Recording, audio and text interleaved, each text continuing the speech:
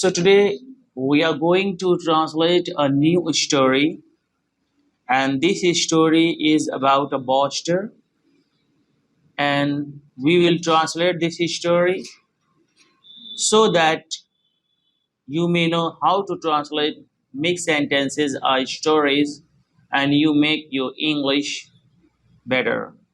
I will speak Hindi sentences and you will speak English sentences, means you will translate into English. After you, I will speak English sentences so that you may know that you are going right or wrong. Are you ready for that? Yes. Good. I'm going to speak Hindi sentences, you speak English sentences. एक लड़का था.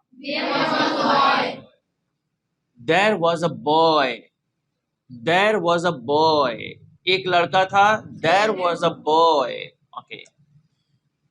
डिंग मारने वाले को English में बॉस्टर कहते हैं. डिंग मारने वाले को इंग्लिश में बॉस्टर कहते हैं. हालांकि डिंग मारना को इंग्लिश में बॉस्ट कहते हैं. ओके. वह एक डिंग मारने वाला था. He was a boaster. He was a boaster. वह डिंग मारता था. He boasted. वह डिंग मारता था. He boasted. वह गांव वालों से कहता था.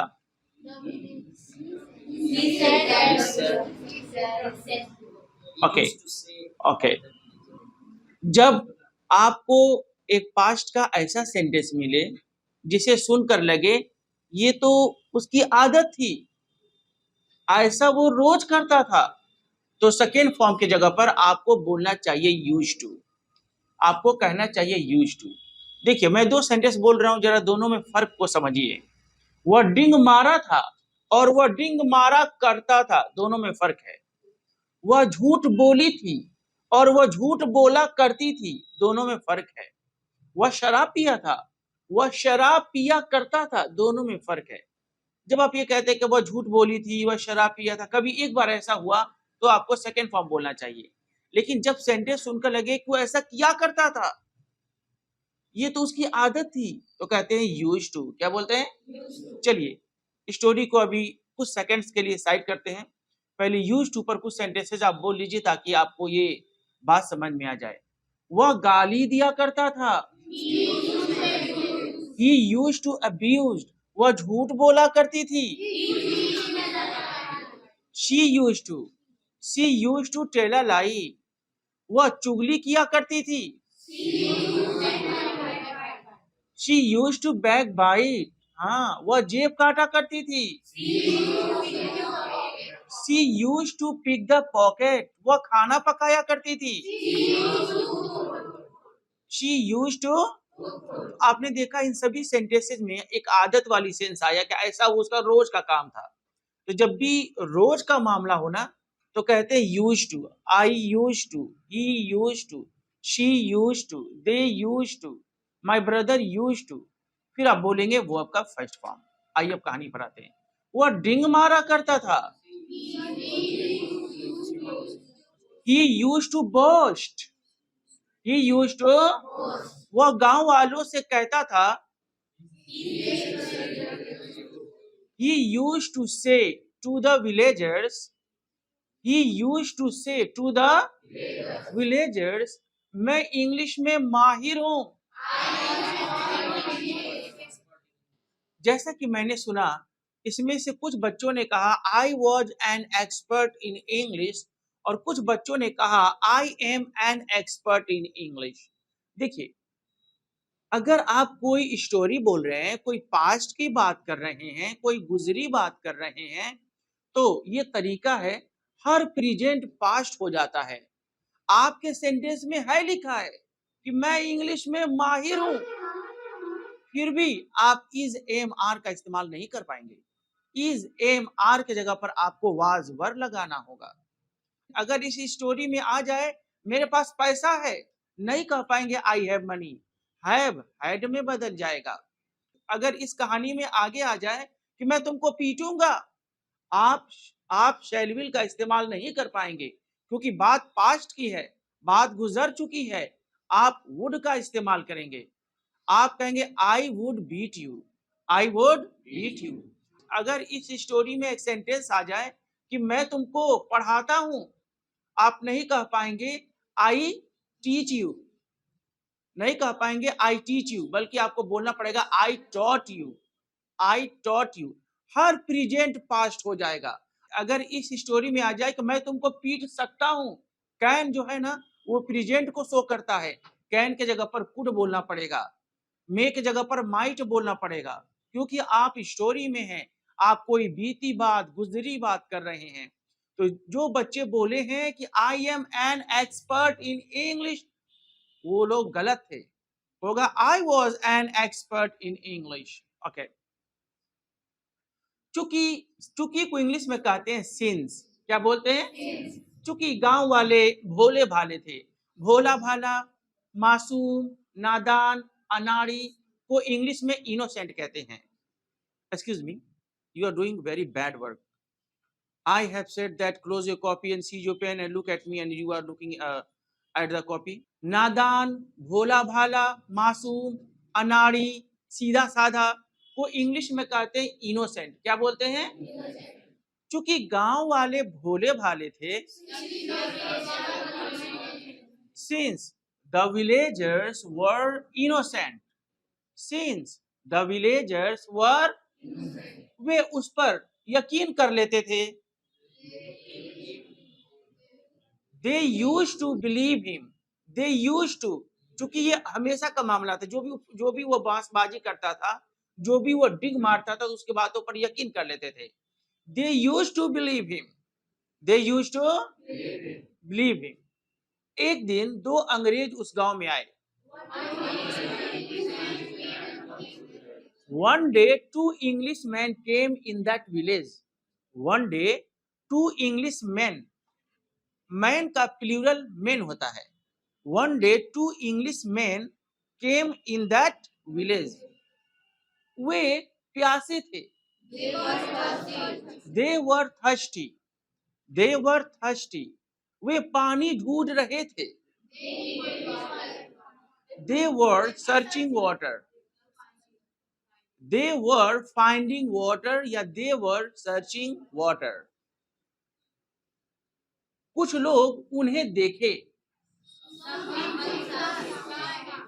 Some people saw them.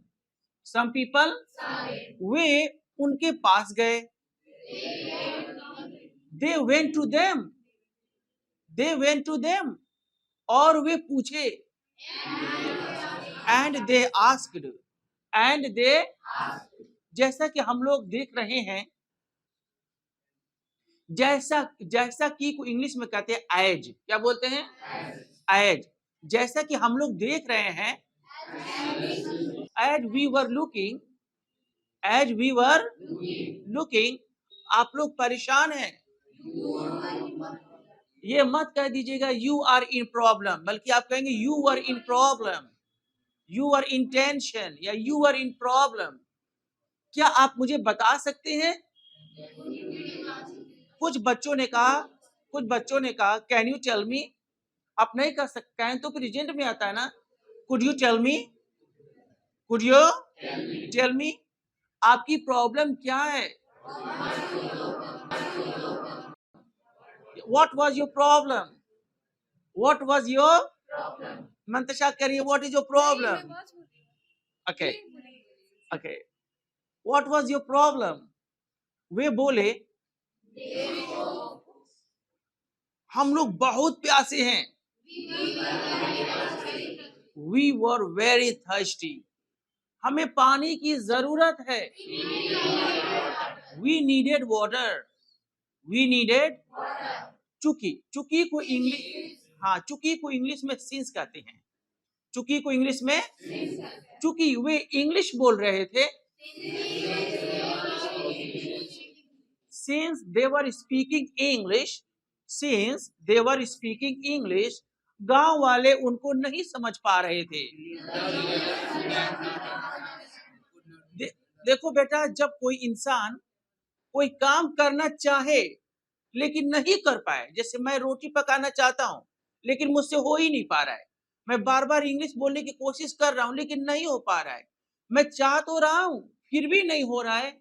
यहां पर बोलते हैं एबल टू। क्या बोलते हैं? Able to. वे लोग नहीं समझ पा रहे थे।